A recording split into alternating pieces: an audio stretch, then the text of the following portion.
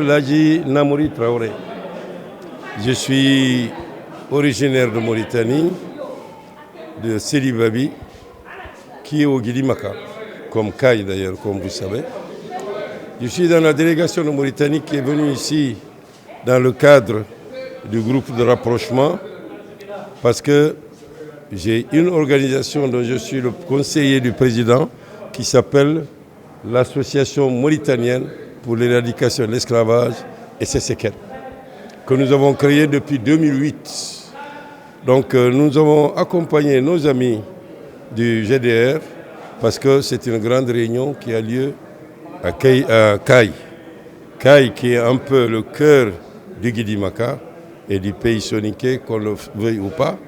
C'est pour ça d'ailleurs que les Soninké ont tenu le festival mondial, le festival international soninké de la culture à Kaye en 2011 et en 2012.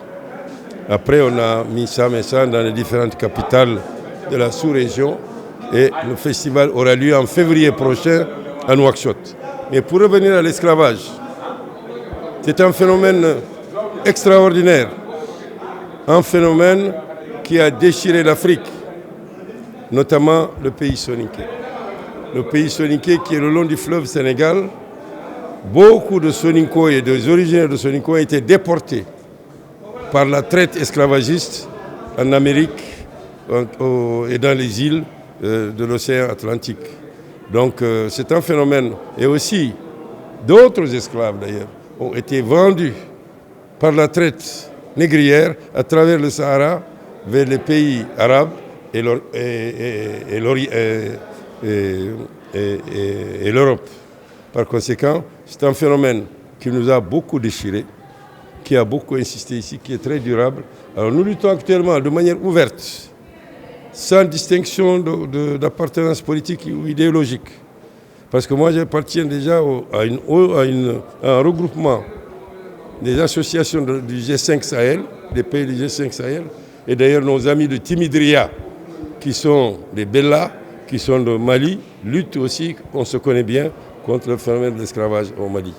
Donc le phénomène n'est pas un phénomène seulement soninké, c'est un phénomène africain qu'il faut éradiquer totalement. Mon impression personnelle, c'est que le phénomène de la lutte contre l'esclavage, en réalité aussi la culture démocratique est en train de gagner du terrain dans toutes les sociétés africaines, notamment en milieu soninké.